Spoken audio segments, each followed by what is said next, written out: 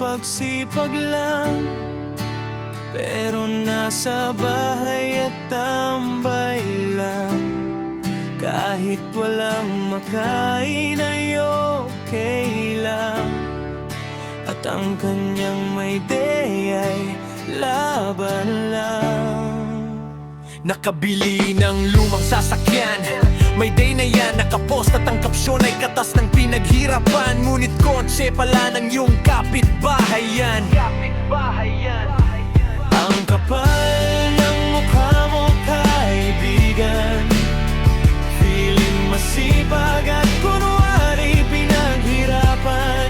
Sarili mo iyong dinadaya sa iyong kabulastugan. Mga post mo ay feeling mayaman.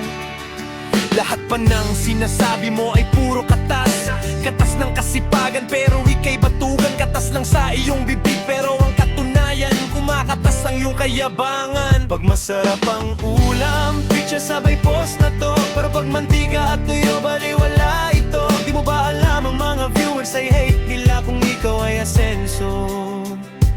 Kung ang may day mo ay nasa kahirapan, baka balang araw ika'y matulungan, maambagan at maambunan.